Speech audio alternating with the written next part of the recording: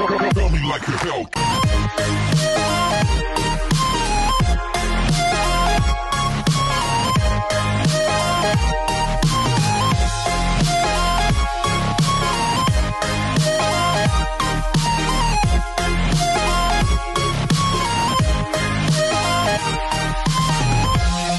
Episode की starting में दिखाया जाता है कि घर आकर फेरिट मिस्टर हलिस को अपनी ड्राइंग दिखाता है और बाद में सहरान को भी थैंक्स बोलता है उसकी हेल्प करने के लिए।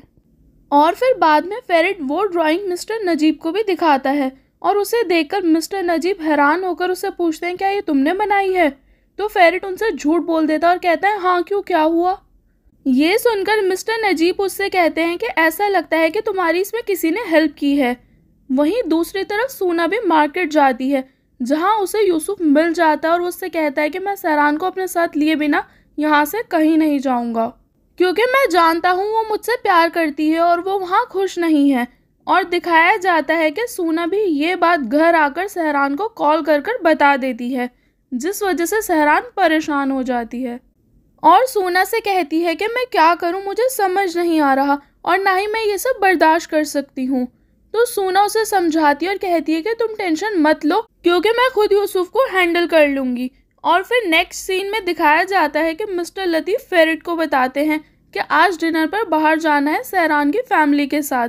और ये सुनकर फेरिट पेलिन को कॉल करता है और उससे कहता है कि हम लोग आज डिनर पर बाहर नहीं जा सकते क्योंकि मुझे सहरान की फैमिली के साथ डिनर पर जाना है अपनी फैमिली के साथ।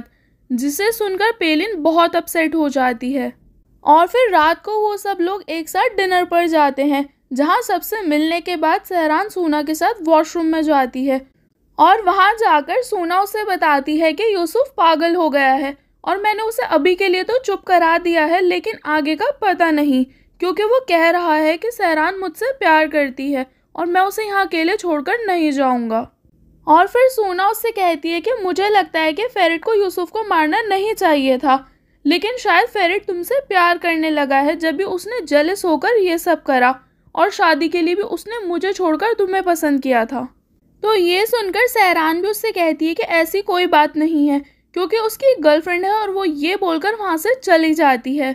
और फिर दिखाया जाता है कि उन दोनों के वहाँ से जाने के बाद पेलिन उसी वॉशरूम में से निकलकर बाहर आती है जहाँ वो उन दोनों की सारी बातें सुन लेती है और फिर बाहर आकर फेरिट की फैमिली से मिलती है और उसे वहाँ देखकर मिसेस गुलगुन थोड़ा पैनिक हो जाती हैं लेकिन फिर सबसे उसे इंट्रोड्यूस कराती हैं और बताती हैं कि ये पेलिन है फेरिट की कॉलेज फ्रेंड और ये फेरिट की बहनों की तरह है।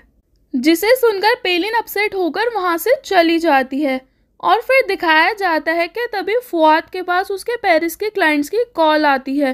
तो फुआद कहता है कि मैं ये कॉल कैसे अटेंड करूं क्योंकि मुझे फ्रेंच नहीं आती। और ये सुनकर मिस्टर काजिम सूना को उसकी हेल्प करने के लिए बोलते हैं और सूना भी उनकी बात सुनकर अपने बचपन के ट्रॉमा को याद करने लगती है जहां मिस्टर काजिम उसे और सहरान को फ्रेंच ना सीखने की वजह से पनिश करते थे और टॉर्चर करते थे।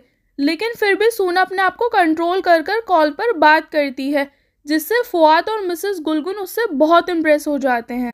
वहीं फेरिट भी पेलिन को वहां से जाता हुआ देखकर उसके पीछे चला जाता है और उसको ऐसा करता हुआ देखकर सहरान भी उसके पीछे जाती है और वहां जाकर फेरिट और पेलिन को एक साथ किस करता हुआ देखकर गुस्सा हो जाती है और उससे कहती है तो तुमने ये तरीका ढूंढा है सबको अपने और इसके बारे में बताने का, तो चलो मैं डिनर टेबल पर तुम्हारे साथ चलती हूँ और तुम्हारी हेल्प कर दूंगी सबको बताने में।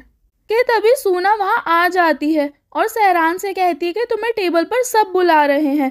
जिसे सुनकर सहरान वहां से चली जाती है लेकिन फेरिट वहीं खड़ा रहता है। तो सूना उससे भी कहती है कि सहरान इस टाइम बहुत गुस्से में गई और मुझे लगता है कि तुम्हें उसके पीछे जाना चाहिए।